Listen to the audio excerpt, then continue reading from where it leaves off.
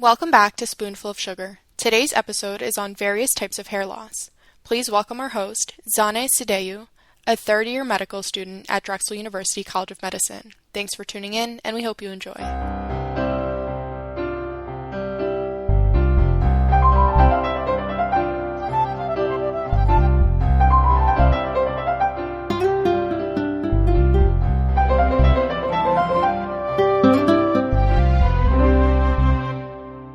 Hey future doctors, thanks for tuning in to Spoonful of Sugar, a podcast made for medical students by medical students to help the medicine go down. My name is Zane Sejdiu. I'm a student at Drexel University College of Medicine in Philadelphia, and I'll be your host today. Join us in this episode as we take a deep dive into the fascinating realm of hair loss, exploring conditions that tend to challenge medical students. From alopecia areata to trichotillomania, we'll cover it all. I'll be asking some questions, so don't hesitate to pause and think.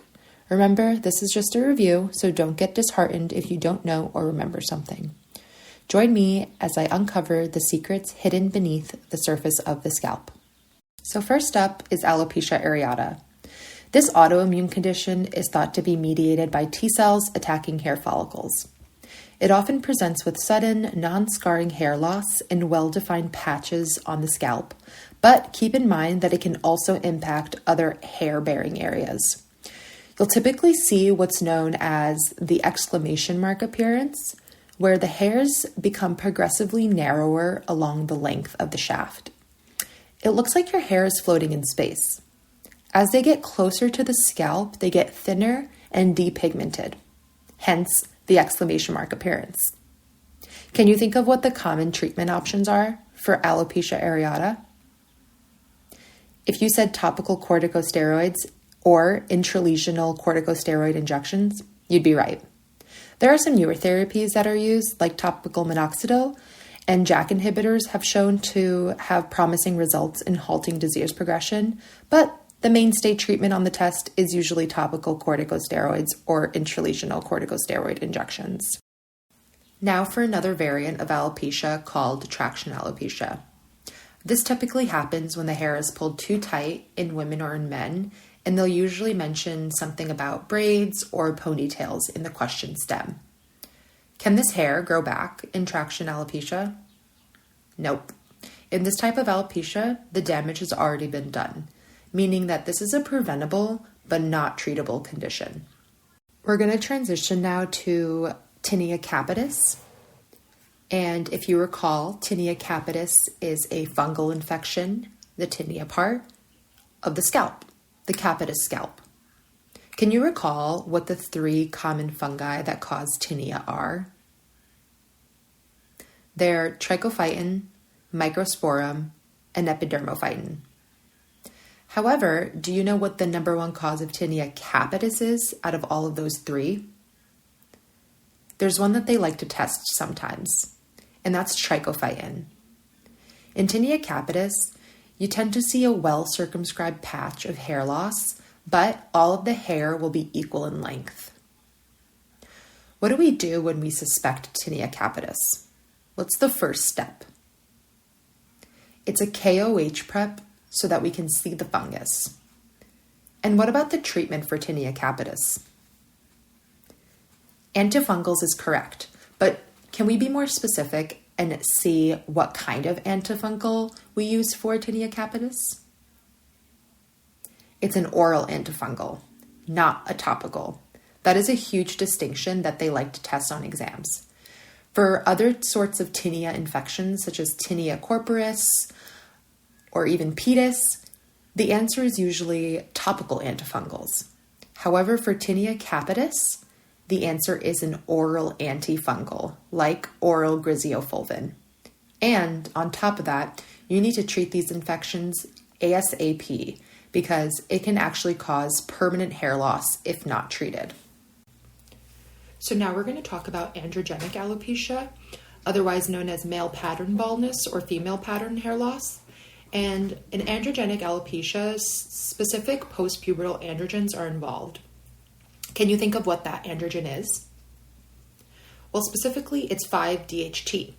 This is designed to turn off the hair follicles.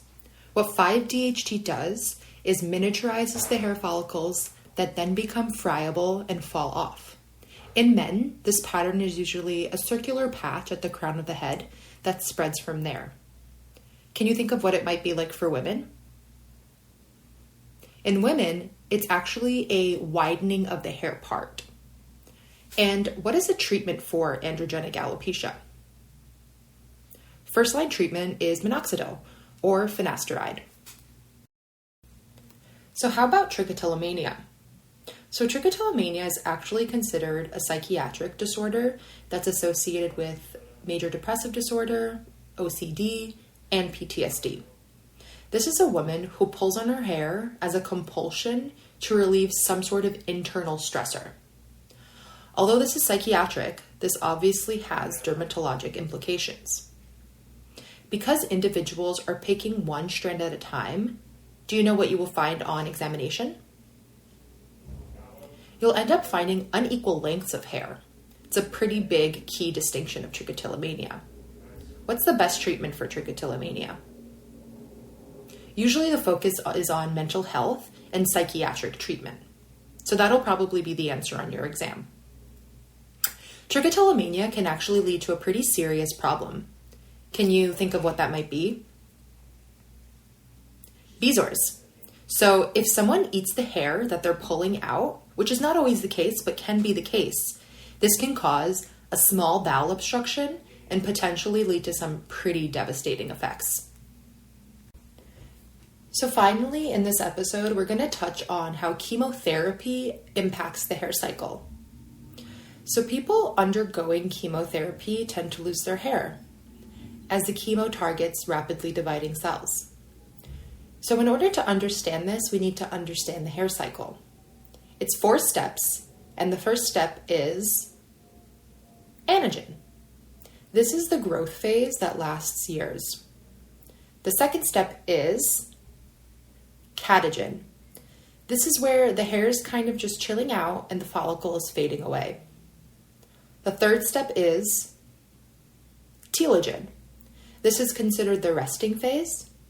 And finally, the last step is exogen, where is the shedding phase of the hair. So during exogen, new follicles have actually already started anagen to resume the cycle. Chemo causes something called anagen effluvium, where it causes damage to hair follicles so that they take this growing hair and they turn it into the shedding phase. Hence the name anagen effluvium. So to wrap up, let's quickly review the highest yield phrases and buzzwords for each condition so that when we get these on the test, we will get them right every single time. So alopecia areata. What do we think of in terms of presentation? Well, if you're thinking well-circumscribed patches of hair loss and an exclamation point sign, you would be correct. How about traction alopecia? So for traction alopecia, on the other hand, we think of irreversible hair loss due to hairstyles that pull on the hair super tight. Can you tell me what the fungus that is the most common cause of tinea capitis is? If you said trichophyton, you would be correct. And if somebody has androgenic alopecia, what's the first line treatment for that? Minoxidil. If you get a question stem where they're trying to describe somebody with trichotillomania, what would be the hallmark appearance? You would have patchy, irregular hair loss with uneven growth. Uneven growth is a huge flag for trichotillomania. And then finally, what is chemo-induced hair loss called? Anagen effluvium.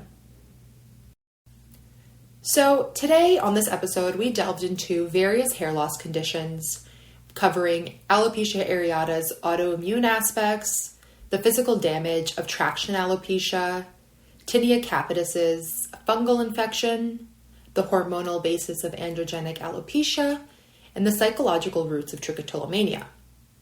We concluded with an explanation of chemotherapy-induced anagen effluvium, emphasizing the importance of understanding the hair cycle and the impact of treatments, ranging from medications to addressing underlying health or psychological issues.